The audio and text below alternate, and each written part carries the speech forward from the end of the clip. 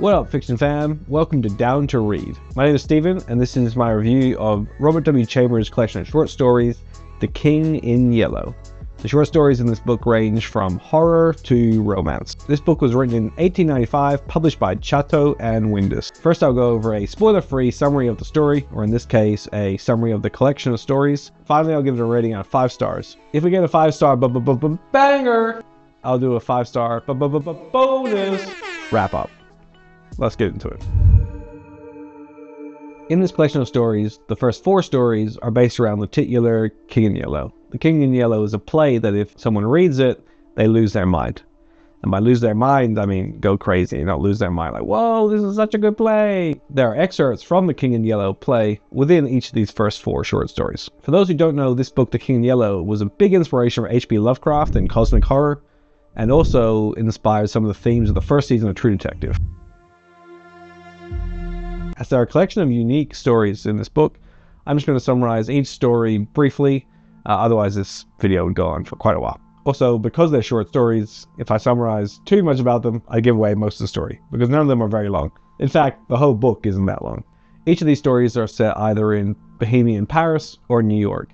Some of those set in New York are set in the near future, such as the first story, The Repairer of Reputations. In The Repairer of Reputations, the protagonist, Castaigne, has suffered a head injury. On top of suffering a head injury, he's also read The King in Yellow. So we know that he could potentially be going crazy as a result of that, and his head injury makes him quite an unreliable narrator. I always enjoy stories with an unreliable narrator, so we as the reader have to figure out what's real and what is he imagining, what can we trust and what can't we. After suffering this head injury, Castaigne seeks help from a Mr. Wilde, the repairer of reputations, to try and improve his standing in society. And Mr. Wilde says he has a great powerful future in store for him if he follows the direction of Mr. Wilde. Mr. Wilde is a physically deformed man who constantly gets into fights with his cat, yet also seemingly very powerful and influential and able to restore people's reputations.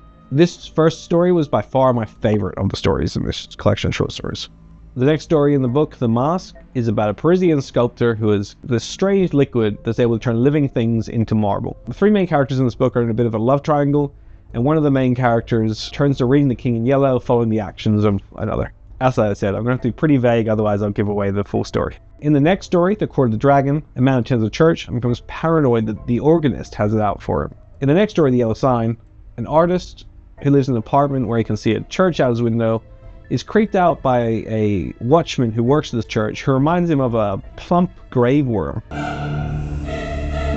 To add to his woes, one of the artist's models has this recurring dream about seeing the artist in a coffin trapped in there alive. One day when the artist is walking past the church, the watchman sees him and says, "Have you found the yellow sign? Have you found the yellow sign? Have you found the yellow sign?" The next story, now moving away from those related to the King in Yellow, is the Demoiselle Dise. I'm sure I made my high school French teacher very happy with my pronunciation just then. Here, a man gets lost in the moors, and as he's following a falcon, he meets a bunch of falconeers who dress very strangely, almost as if they're from a different time. We then have a collection of unsettling poems called The Prophet's Paradise. The next set of stories, which to be honest I wasn't that into, are all named after a street. However, as I wasn't that into them, I'm going to go over them pretty quickly. In the Street of the Four Winds, our protagonist finds a cat and then tries to find the owner of the cat. The Street of the First Shell takes place in Paris at the time of the siege of Paris in 1870. An American is arrested and accused of being a German spy.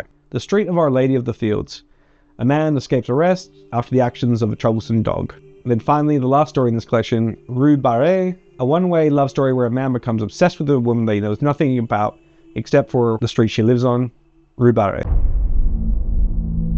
The setting, particularly stories such as The Repairer of Reputations, which are set in the near future at the time of reading. I always love reading books that try to project what the future might hold, and now we can look back to see whether things actually turned out that way. Now, stories such as Repairer of Reputations were predicting a bit of a dystopian future, such as these facilities called lethal chambers where people could go to commit suicide.